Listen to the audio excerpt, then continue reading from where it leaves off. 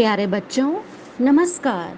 हिंदी की फुलवारी से एक नया पुष्प, एक नई कविता लेकर मैं मोनिका आप सभी का हार्दिक स्वागत करती हूँ। बच्चों, आज हम जिस कविता का अध्ययन करेंगे वह है कक्षा 9वीं की कविता अग्निपथ। क्या आप जानते हैं कि यह कविता किसने लिखी है? जी हाँ, अभिषेक बच्चन के दादाजी और अमिताभ बच्चन जी के पिताजी श्री हरिवंश राय बच्चन जी ने। तो आइए इनके विषय में जान लेते हैं।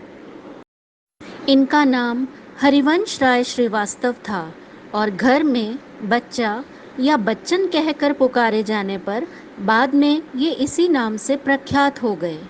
ये हिंदी भाषा के प्रसिद्ध कवि व लेखक थे। इनकी सर्व प्रमुख कृति थी मधुशाला।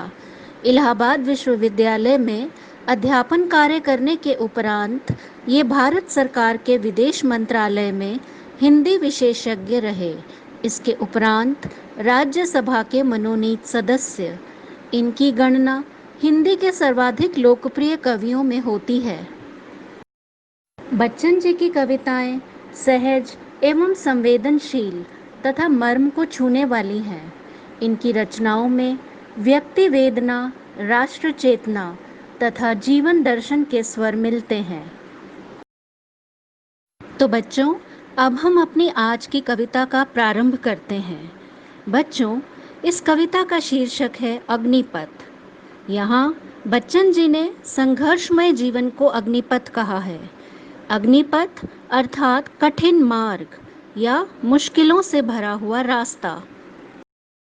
हरिवंश राय बच्चन ऐसे कवि हैं जिनकी कविताओं में उल्लास, मस्ती व संकल्प का समावेश मिलता है। अग्निपथ कविता में वे मनुष्य को विकट परिस्थितियों में भी जीवन संघर्ष करने की प्रेरणा देते हैं। इस उद्बोधनात्मक रचना में कवि जीवन को एक अग्निपथ मानकर निरंतर अपने लक्ष्य की तरफ बढ़ने की सीख देते हैं। कविता के मुख्य बिंदुओं को जान लेते हैं।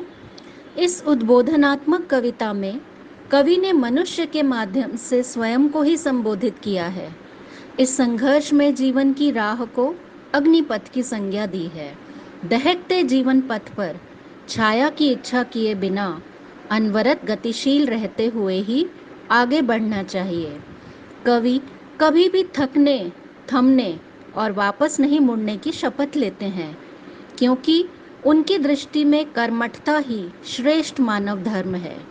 कवि ने आंसुओं, पसीने तथा रक्त में लथपथ निरंतर आगे बढ़ते रहने के दृश्य को महान कहा है। कवि ने मनुष्य को प्रत्येक परिस्थिति में जीवन पथ पर निरंतर आगे बढ़ने की प्रेरणा दी है। तो बच्चों, अब हम आगे बढ़ते हुए इस कविता के हर एक पद्यांश का भावार्थ समझ लेते हैं। बच्चों, कविता का प्रथम पद्यांश है अग्निपथ अग्निपथ अग्निपथ। वृक्ष हो भले खड़े, हों घने हों बड़े, एक पत्र छाह भी, मांग मत मांग मत मांग मत। अग्निपथ अग्निपथ अग्निपथ। कवि ने यहाँ जीवन को अनगिनत उलझनों और परेशानियों से घिरे हुए अग्नि के समान झुलसाने वाले मार्ग जैसा माना है, क्योंकि कवि के व्यक्तिगत जीवन में भी ऐसी ही उलझनें आती रहीं। कवि ने मनुष्य को समझाते हुए कहा है कि संभव है जीवन पथ पर अनेक उदार, सहायता करने वाले संपन्न मित्र या सहयोगी मिलें, परंतु उनसे कभी सहायता नहीं मांगनी चाहिए। जिस प्रकार मार्ग के दोनों ओर खड़े ऊंचे वृक्ष पथिक की थकान मिटा देते हैं, उसी प्रकार संपन्न जन भी सदा सहायता हेतु इच्छुक रहते हैं, परंतु उनसे सहायता की अपेक्षा नहीं करनी चाहिए। कविता के अगले पद्यांश की ओर चलते हैं। तू न थकेगा कभी, तू न रुकेगा कभी, तू न मुड़ेगा कभी, कर शपथ कर शपथ कर शपथ। अग्निपथ अग्निपथ अग्निपथ। कवि कहते हैं कि जीवन की उलझनों और परेशानियों से कभी हार नहीं माननी चाहिए। उलझनें, समस्याएं प्रतिपल चुनौती बनकर सामने आती रहती हैं और लगातार समस्याओं का सामना करते हुए व्यक्ति थक जाता है और जीवन में ठहराव महसूस करने लगता है। यही जीवन की सबसे भयानक स्थिति है।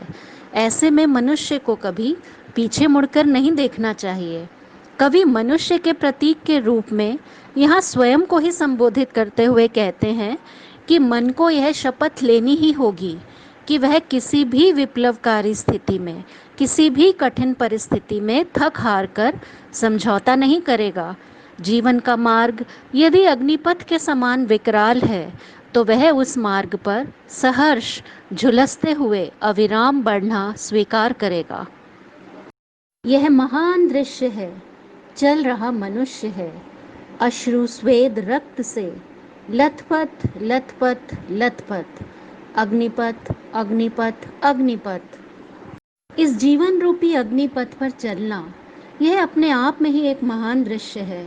सदियों से मनुष्य इसी अग्निपथ पर झुलसते हुए निरंतर आगे बढ़ता ही जा रहा है।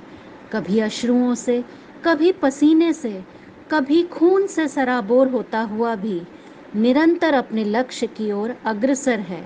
अतः पूर्वजों द्वारा दिखाए गए इसी महान कर्ममय मार्ग का अनुसरण करते हुए व्यक्ति को कठिनाइयों, उलझनों, परेशानियों का सामना करते हुए जीवन के ज्वलंत और दुर्गम पथ पर आगे बढ़ना ही होगा। यही सच्चा मानव धर्म है। तो बच्चों, हमने देखा कि यह एक अत्यंत सुंदर व जीवन के हर दिन हमें प्रेरित करने वाली कविता है। साथ ही कुछ ऐसे शब्द हैं जिन्हें कवि ने बार बार दोहराया है, क्योंकि ये अत्यंत महत्वपूर्ण हैं और वे यह चाहते हैं कि ये हमारे मन मस्तिष्क में बैठ जाएं और हम इन्हें कभी भूलें ना। इसीलिए वो बार बार हमसे आग्रह करते हैं, कर शपथ, कर शपथ, कर शपथ, अग्निपथ अग्निपथ अग्निपथ।